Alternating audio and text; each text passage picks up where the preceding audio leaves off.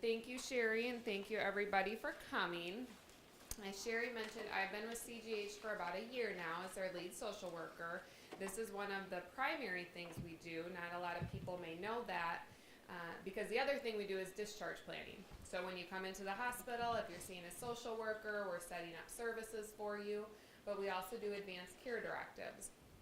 Prior to the hospital, I worked for Hospice for about 6 years, and I truthfully didn't even know about advanced care directives prior to that, but I quickly found out.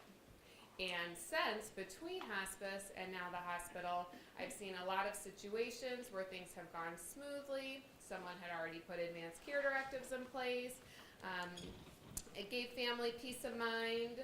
We thought we carried out the patient's wishes as they wanted. I've also seen the flip side of that. A lot of tension, potentially conflict. This wasn't in place. Families trying to decide what would mom, dad want. And it might have been a little more stressful than needed to be, okay? I'm going to go through the slides here. I see a lot of you grab the packets, which also has some of the information or the documents I'll be talking on in there.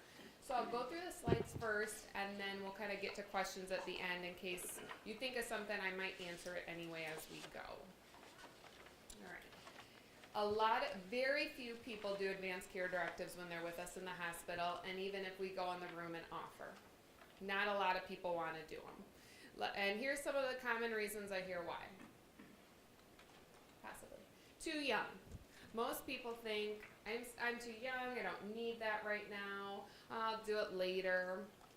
Too healthy. Some people tell me, really, I'm not in the hospital a lot. This was just a fluke, I got pneumonia, I ended up here. I really don't have any health problems that I need to be talking about this. I have family that can make decisions for me when I cannot. People assume because they have a spouse, they have children, they'll take care of it when I need it. I don't need to worry about doing anything right now. Don't want to think about it, right? A lot of these are conversation. It's more than just naming someone, signing a document.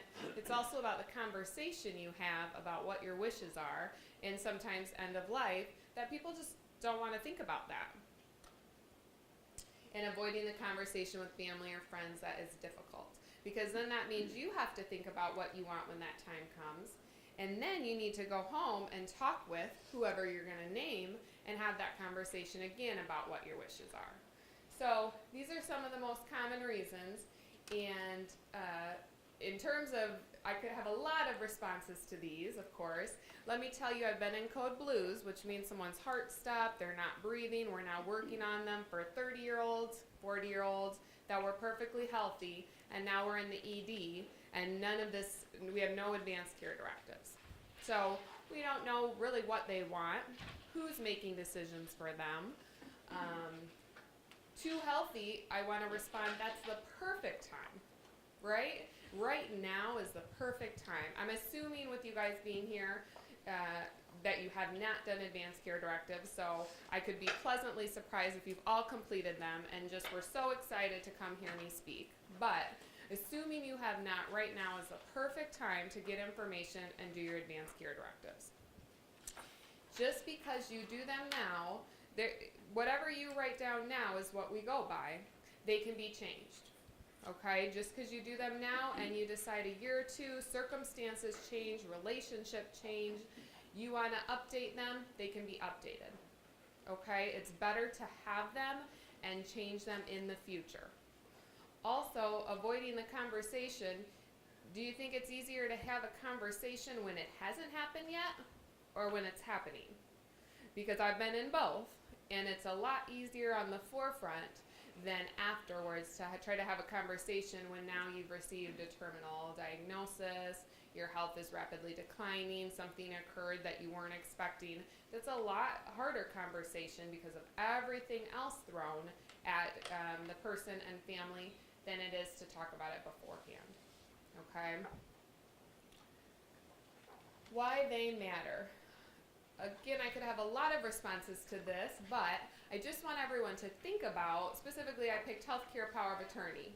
They could potentially decide any of this for you. So including, but not limited to, are we going to do CPR on you? Are you a full code? We're gonna do CPR. We're gonna put you on a ventilator that's breathing for you. Would you want dialysis? Is that something you would want to go? You'd be okay getting dialysis at home, going to a feeding tube?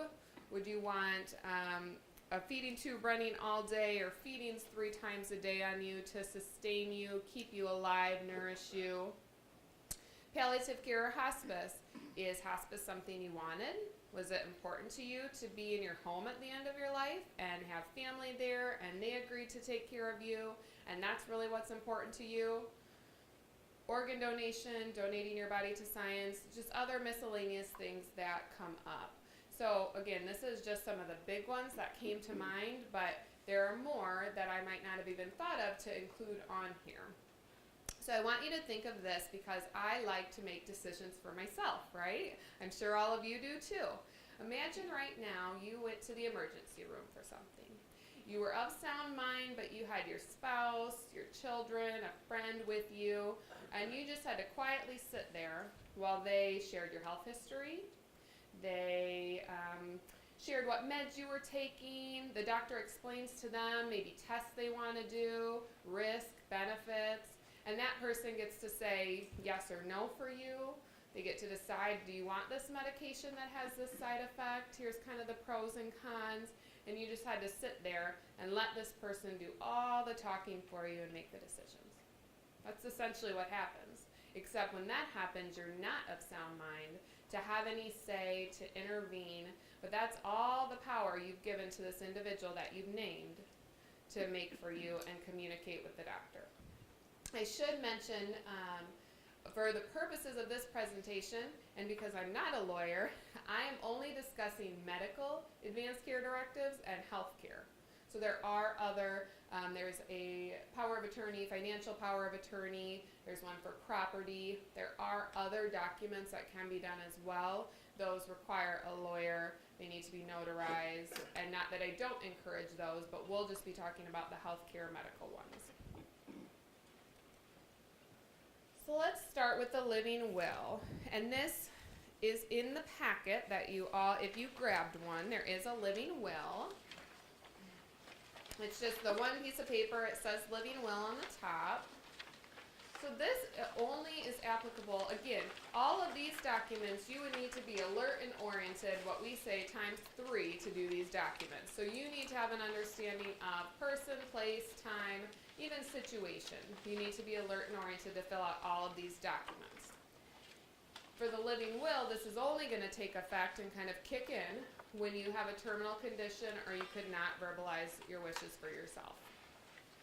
It specifies your wishes in regards to any death delaying procedures. To do this, you need to, so again, most of these, surprisingly, you could do at home on your own with what I call neutral party witnesses, because you need 2 people to witness saying, I heard them say when the time comes, they do not want their life prolonged, life-sustaining measures. On this day, I, made this statement that I agree with, and then you sign and date it. It's bigger, obviously, probably, hopefully in front of you, but then you have 2 witnesses that say, I heard him or her say this, and those witnesses, again, what I call neutral parties, they're not going to benefit at all from your passing, financially, in any other way. So that's kind of the key component there to the living will. The living will, I would say, we used to see more of. People are kind of getting away from the living will a little bit because now the healthcare power of attorney, which I think I've seen 3 different healthcare power of attorneys in my time now, it continues to evolve. And they've now placed a living will question on the healthcare power of attorney form that some people feel kind of is all-inclusive and covers this document. But it certainly does not hurt if this is something you feel strongly about to also do this document. This is kind of the bread and butter and where we're going to spend most of our time. The healthcare power of attorney is where you name an agent that would make decisions for you when you cannot for yourself.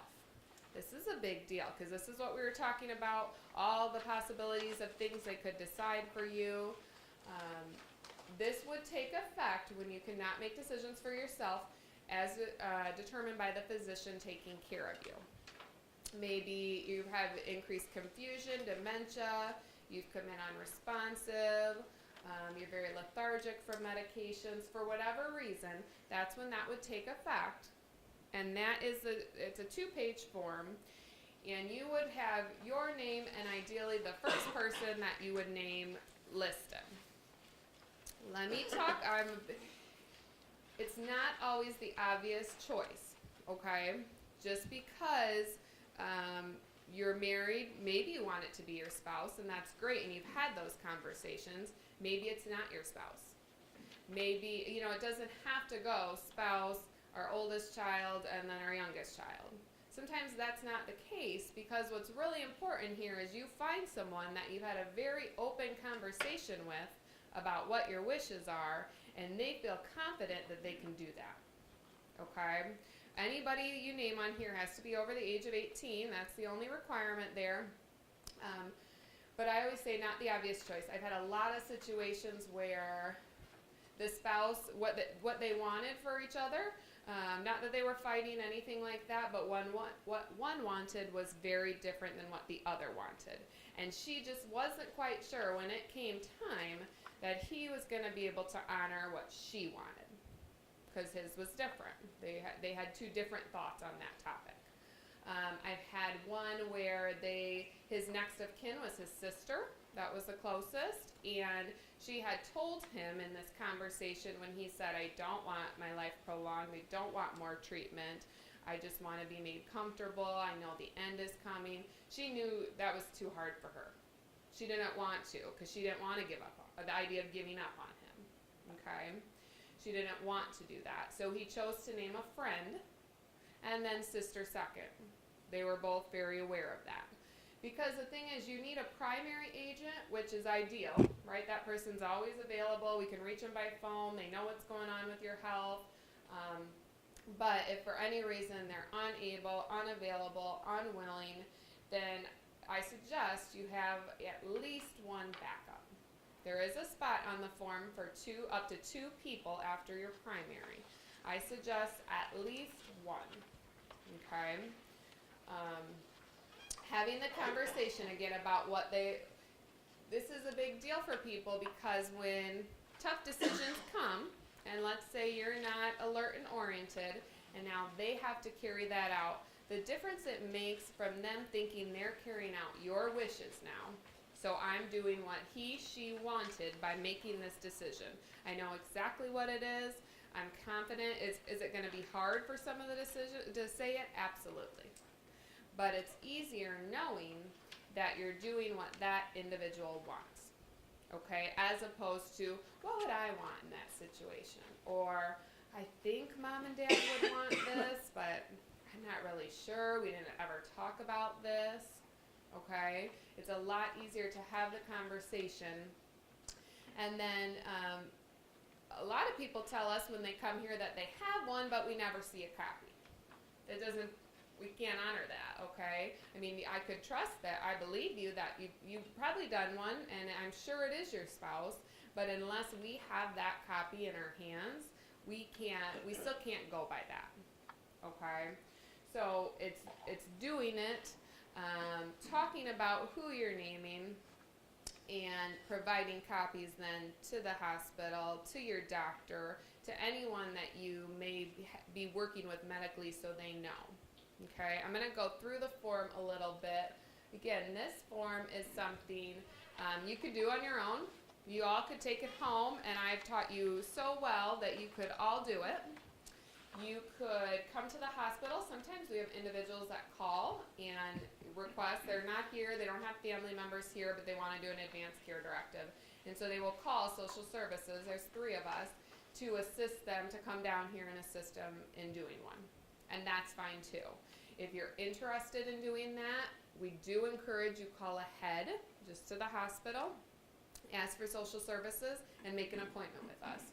Because then there's less chance that you'll have to wait than if you kind of drop in and we're tied up with a patient and you might have to wait a little bit to meet with one of us. So call ahead. We're also happy to help you do it. But you'll see my name where you print your full name and your address.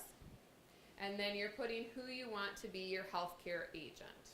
So their name, address, and I always say the best phone number to reach them at. Down at the bottom, you'll see a checkbox. This gives people two options. The first says that this is going to take effect when I can no longer make decisions for myself and the doctor taking care of me is going to determine that. Okay? The second option says I want to give this person, whoever that may be, some power to make decisions for me now and even after I cannot for myself, but while I'm still able to, I still want to be able to make them myself. Okay?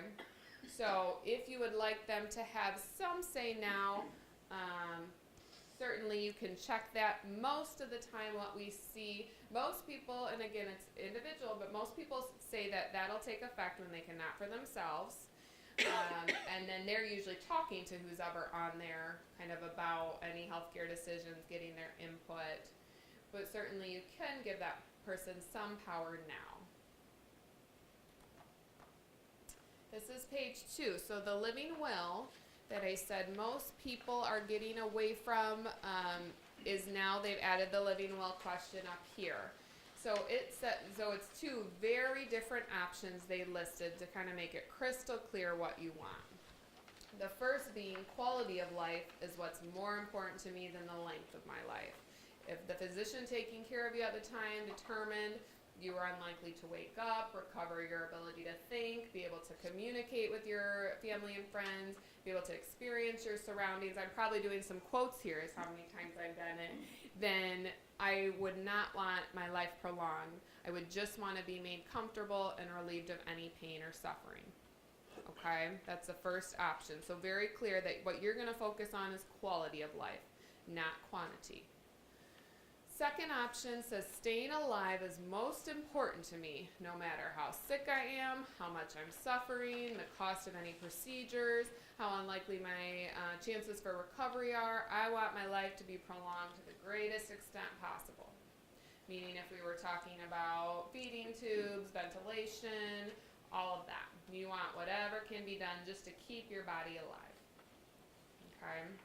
It is optional, as you'll see up there, whether you check one of those options or not. Most people have strong feelings about one or the other. I usually make it through about half of the second choice, which isn't very long, before they kind of know now whether they want one or two. Okay? If you leave it blank, it just gives your POA, whoever you name in that situation, the power to decide for you when the time came. Okay? Specific limitations to my agent's decision making, you'll see some blank lines. This is anything that you feel really strongly about one way or the other.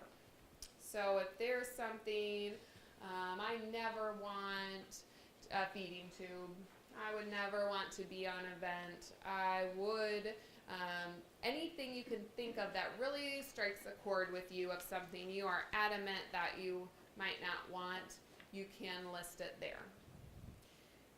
The thing, most of the time, I draw lines through it, and this is why for people.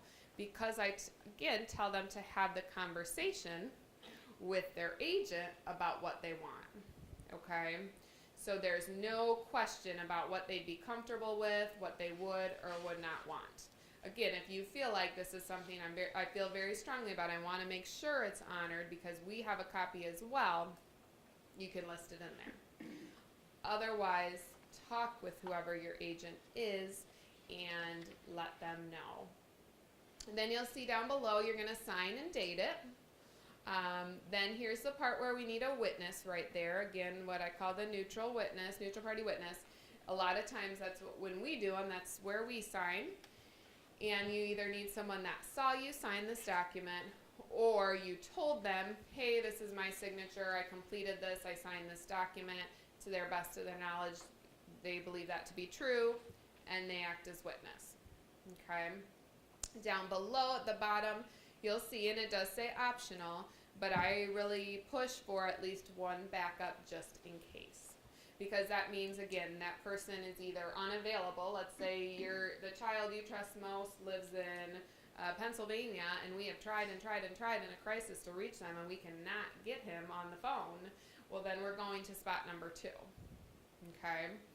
So I really suggest at least finding one other person you trust and have had a conversation with as a backup. And then there is a spot for a third. Again, you're going to be putting their name, address, phone number. I always write in relationship. That's just my own preference because I think it gives us an idea of, you're going to call Sally, that's my sister, in Rock Falls, at this number if I need something. Okay?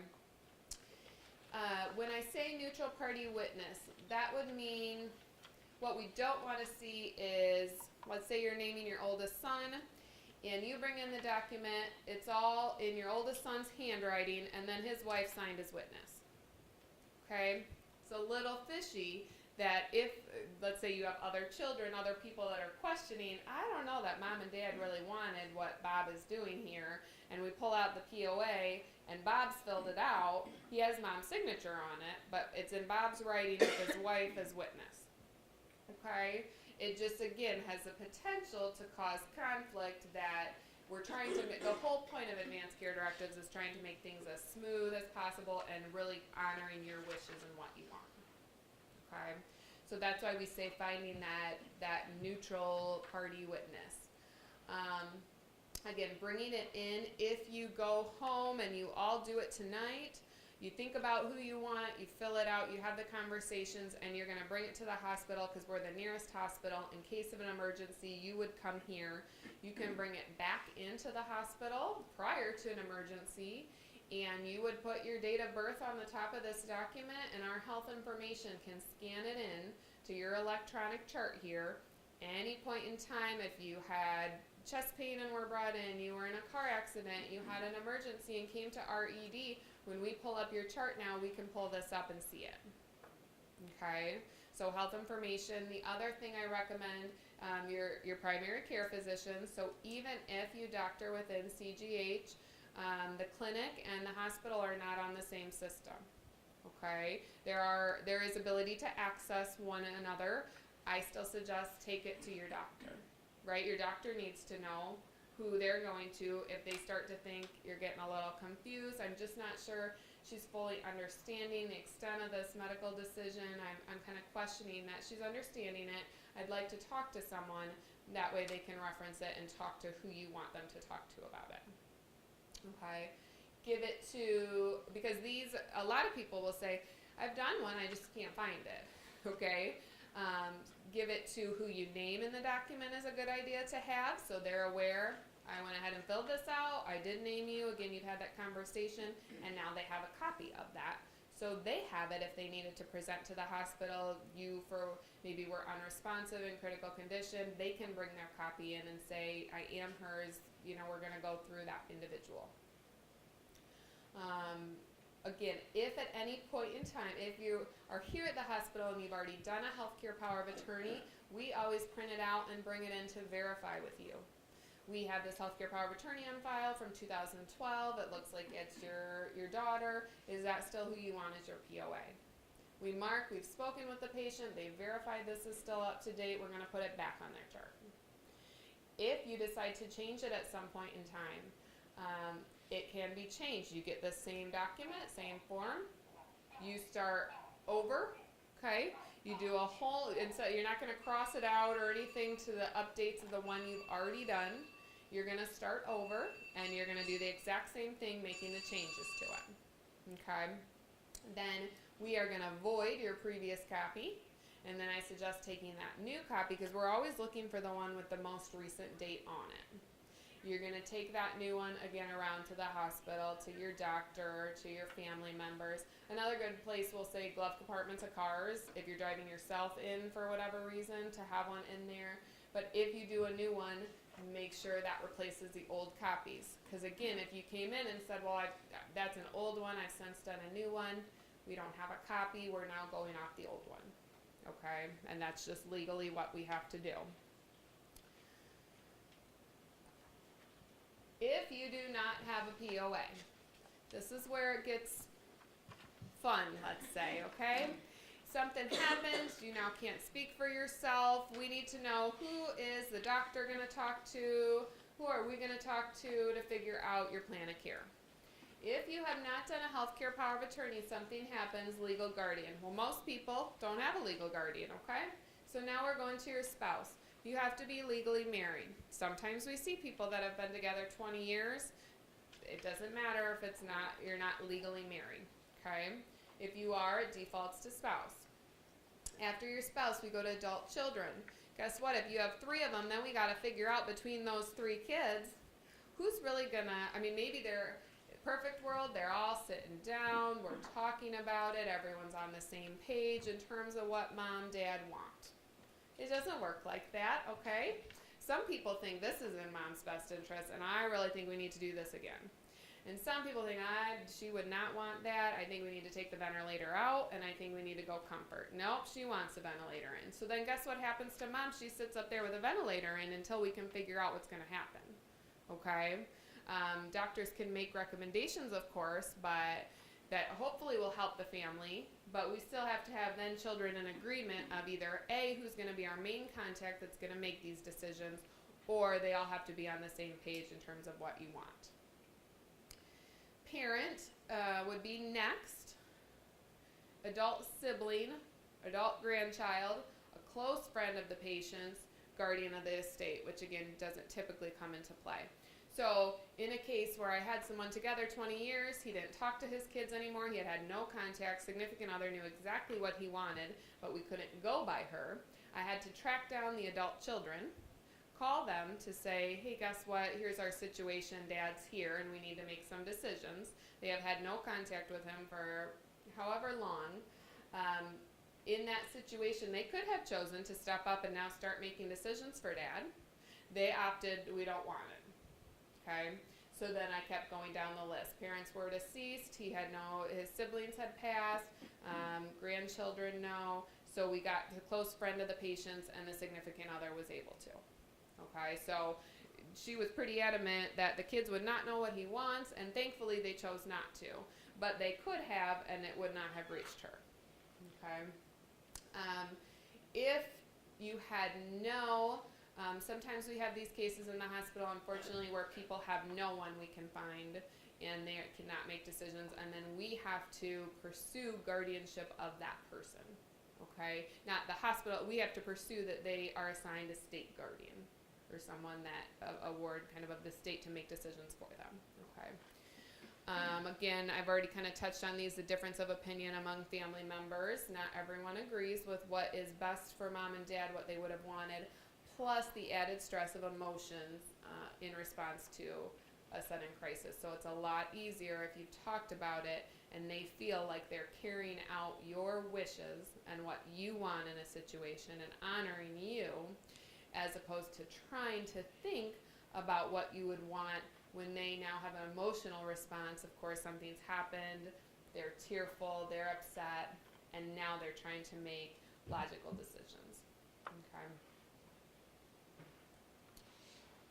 Okay, I did include this because I think sometimes there are some misconceptions to this document, and not everyone has this as well, but I at least want you guys to leave here familiar with it.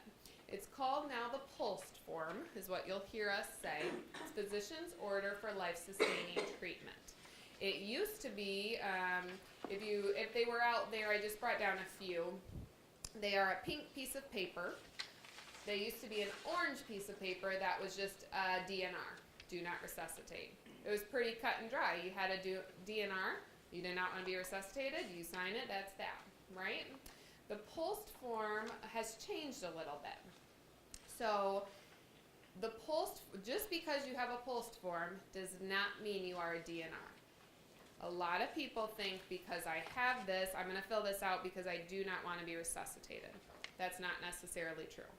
Okay, they've changed it so you could be a full code saying you want CPR and everything possible done for you, or you do not want to be resuscitated.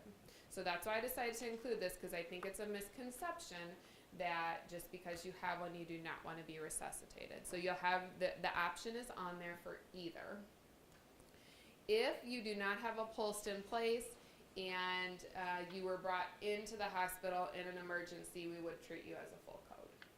Okay, so if you came in, you were unresponsive, we would start, if needed, we would start CPR, put you on a ventilator, do those things, treating you as a full code, unless a family member or your healthcare power of attorney arrived and said this is not what they want. Okay, then that would change our plan. Otherwise, for anyone that's brought here without this document, would be treated as a full code. When you come into the hospital, if you were to come to the ED and need to be admitted for something, this is something we always ask, usually. Well, I know we always ask because it goes on the bracelet, whether you would want to be a full code or a DNR. Okay. Again, that can be changed in the time you're in the hospital. The pulse, though, follows you wherever you go. Okay. So if you go home and let's say you had this on your fridge, which I get, not a lot of people, that's what they used to say, is put it on your fridge, a spot where if EMS was called to your home, they could see this and therefore they would not begin CPR if that's not what you want. I get, not a lot of people have their grandchildren's drawing in a pulse form on their fridge. Okay? But if you were sick or that was something you felt like, you had cancer, you did not want to be resuscitated, if something were to happen, your health was kind of changing and this was important to you, then put it in a spot where someone could see it. Okay. Again, if we have it here at the hospital, it would be scanned in on your chart. So if you came in, we would be able to pull it up and see that. Okay. So that is good in either setting, and again, could be changed at any time. You'll see, obviously, your basic information at the top there, and then the first is what it used to be, kind of the basic. This says if you had no pulse, you were not breathing, your heart had stopped, we came in the room, and you had already passed, essentially. Do you want us to attempt CPR or not? Okay, and again, there's just a lot to this form.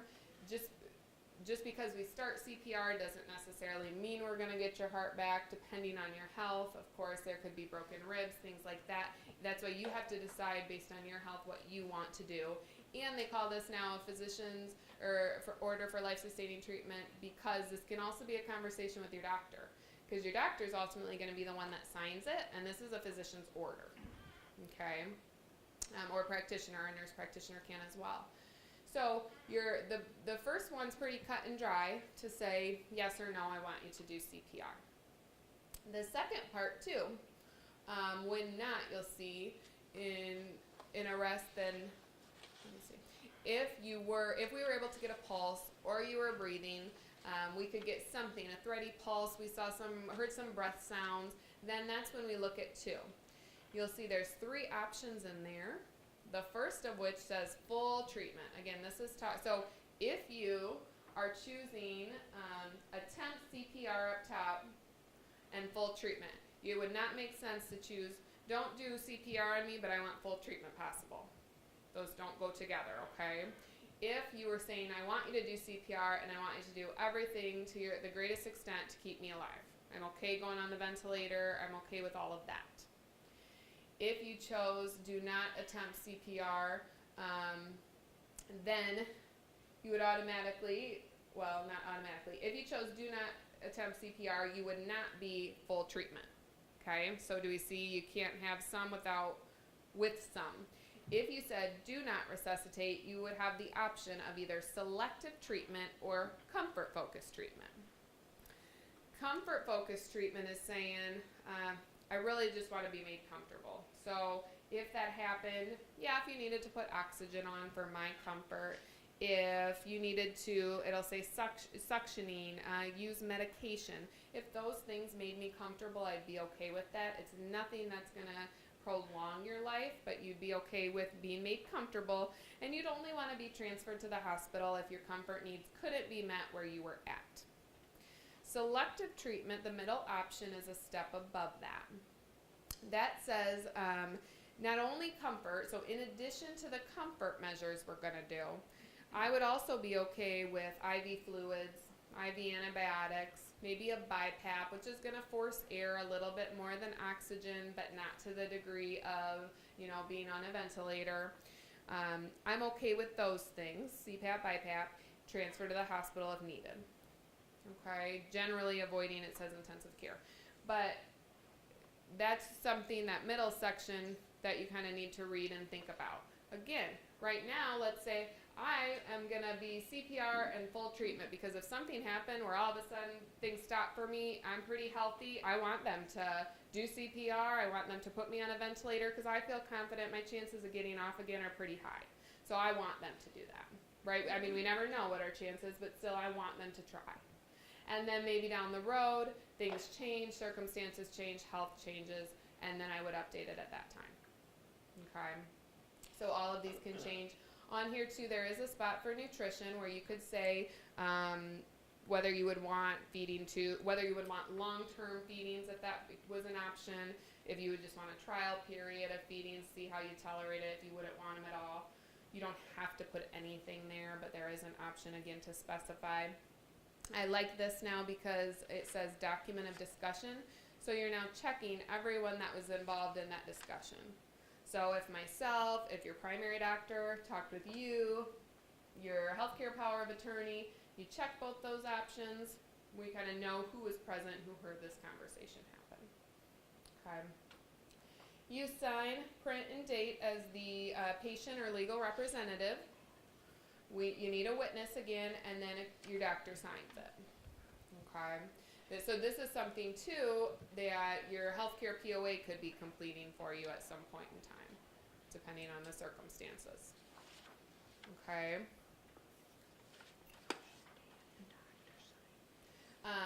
Something else I want to talk about, that just miscellaneous things that we hear that I want to be clear on. Sometimes we hear, mom is starting to get confused. I think we really need to do a healthcare POA. It's potentially too late. Okay, we get a lot of people that ask us to do a POA with mom, but mom's confused, so we can't.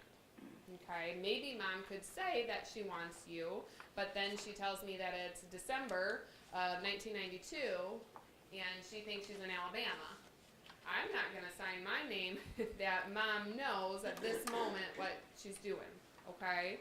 So that's again why I say now, because we get these people that I think genuinely have mom's best interest in mind, but we still can't go based off of that. Okay, that would be a circumstance that it would be too late to name mom, or for mom to do one. Okay, same thing with another common thing we see, urinary tract infections in the elderly, that they're more confused when they come in. People think, well, we're here in the hospital, I want to get this done. You can't until that clears up. Okay, so if there is any question of that, I cannot do. Questions, I want to leave it for what you guys want to know next. Documents you want me to cover again, certain questions you have. Yes. If we already have the power of attorney, and you said about scanning, where do we take that at? Okay. So if you come to the hospital, to the main lobby here, and you have, all you need to add to it is your birth date. It does not ask for your birth date on the form, but for us to scan it in, just write your birth date on top of the form. And if you go to the front desk and ask for health information, either they can take it down to health information to be scanned in, or health information could come get it and scan it in. Did that answer your question? Okay. Could you explain item E on this not resuscitate form, exactly who signs that? Yeah, so typically, well, any physician could sign it. Typically, your primary care physician. In advance? Correct. Okay. Yes. So if, if you have some people, obviously you see a cardiologist, pulmonologist, specialists that are very familiar with them because they've doctored with them a long time. This person has COPD. They could do it too. They could be your signing physician. That's not a problem. Someone that is working with you. Okay, so not just any physician. If we have individuals in the hospital that now something's changed, we need to do a post form, the hospitalist, which are just if you guys are familiar with our hospitalist system, that if they assume your care while you're here at the hospital, since they've been seeing you, they could sign as well. Just a physician that's familiar with you. Yes. On the part that says if you want the whole 9 yards of care, can you also limit that? Are And you looking say- at the POA or the, I've got the older do not oh, the do resuscitate not form. resuscitate? Well, I guess it does say it's pulse. Mhm. I'm thinking like, try it, if it doesn't work, quit it. Can you put that stipulation on it? You can, I mean, of course, have a conversation with whoever your agent is, that if this ever came about, yes, have them try this. If it's going on, I'm not responding, I'm now on a ventilator, it doesn't look like they're gonna successfully get me off, then I just want comfort measures. I mean, have that conversation. You'll see in part B, when you're checking one of those 3 options, you'll see that optional additional orders. Okay, that's So what you I've could got. say that I want them to attempt but it's just hard to be kind of specific. I mean, there's a lot of gray area in this, right? We don't know what the circumstances would be. We don't know how likely they are to bring us back and what the situation might be. So you can put, like, a physician providing care does not think it will be successful, stop, or withdraw treatment or whatever it may be. So just specify, and again, have that conversation too with your doctor too, so they could be aware. And they might have input as well. I mean, a lot of doctors that we work with, hospitalists, the primary care physicians that come in, they have no issue either sitting down and talking to you primarily about the pulse form and kind of explaining what that would look like, what the meds might be, and CPR and those type of things. Okay, so that's certainly something you could talk with them about as well.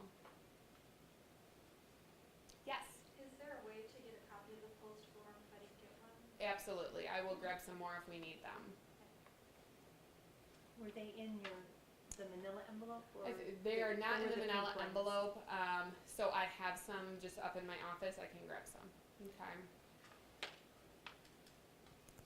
Other questions? Things I did not cover? What if you have your body assigned to science care, is that something you would list in here? Mm-hmm. If you wanted we have people that feel, typically in the past, people that have felt passionate about either donating their body to science because of a reason. They've actually contacted places prior to, maybe made contact with someone to say, here's my reason, I'd like to donate my body afterwards, and then I would leave that information with your family. Or whoever your agent was, friend, family, I would say, here's kind of who I've been in touch with.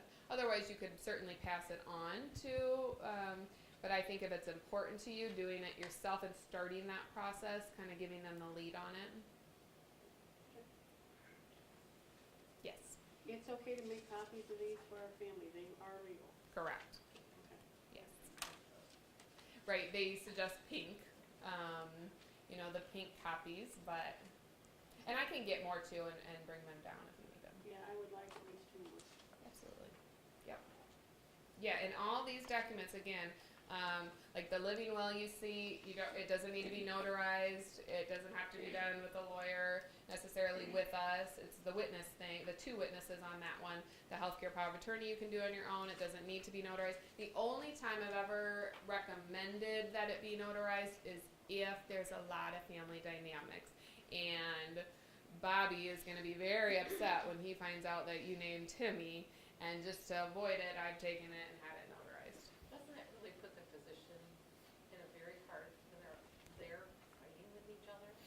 I mean, I've seen it where one says pull the plug, that's what it says, and one, he said, you know what, she's staying on, so you guys figure this out. Right. When it's the surrogate, they're kind of like, and that's probably when they get on the phone and call social services and say, hey, figure this out and let me know. So that's why legally, if you had the healthcare power of attorney, they would probably say, and most of the physicians are very good at bedside manner with patients and families to say, I understand you're frustrated, you think this is best for mom, dad, but mom felt like Timmy was going to do what she wanted to do. And that doesn't mean you don't care or she didn't trust you, but for whatever reason she felt like. That's why the doctors tell me they like the pulse better, because they actually sat with the patient and Yes. signed it, and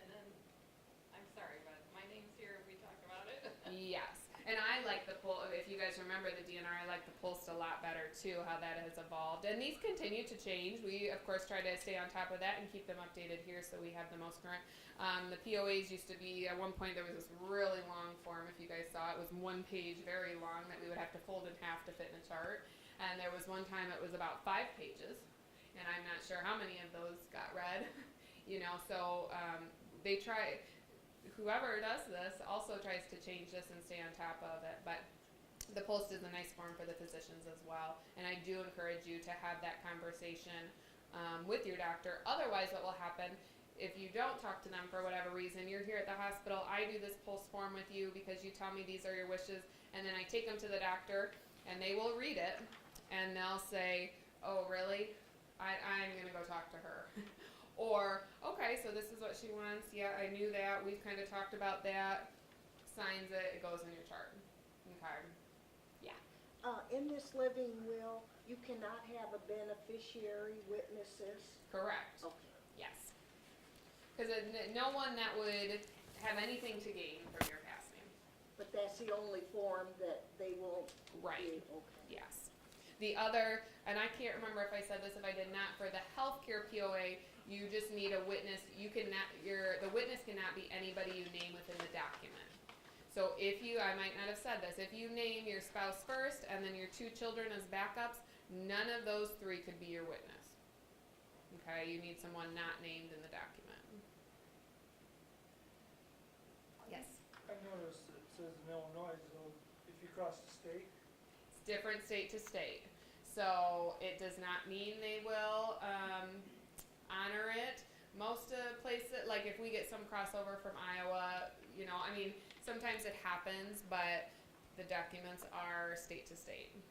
So it just depends how different their documents are from ours, if they will honor it or not. Yeah. It'd be too easy if we all did the same. So it's not universal at all. Correct. So if you're traveling in Europe. Yeah. I mean, you could, not that it wouldn't benefit to have it with you, because if you were somewhere else and something happened, they're probably like scrambling for a contact. If you have your healthcare POA and someone listed, likely that'd be who they pick up and call, but they might have their own thing as well. I very safely traveled to the West Coast with all this paperwork, and it would probably have applied. But I think it would still benefit you in the case that they might honor that. Yeah, better to have it than not, and they would.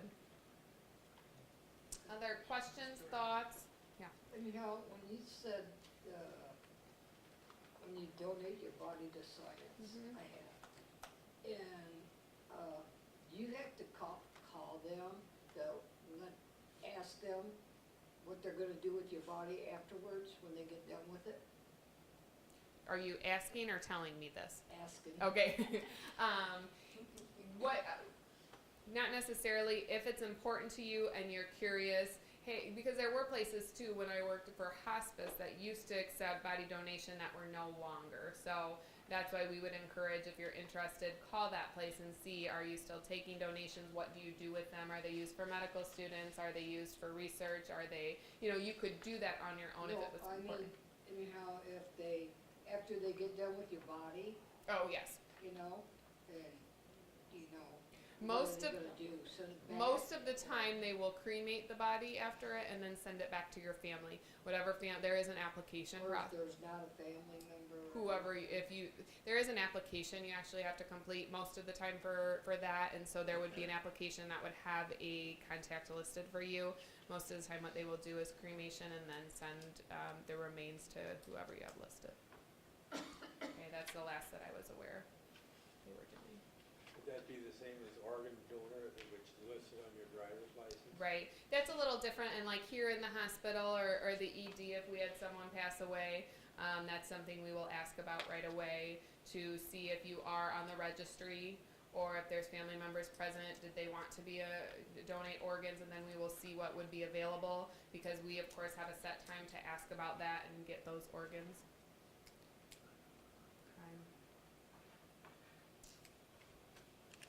Questions, thoughts, anything else you have for me? Otherwise, if you have specific situations, questions you do not want to ask as a group, I will kind of hang around for a little bit after and answer. I will grab some more post forms. I think we had more packets, and you're welcome to take packets too. If you have other people that need them, you can take the packets home with you and share the information you learned. Otherwise, I will bring some post forms down. Well, thank you for coming. I appreciate it. Thank you.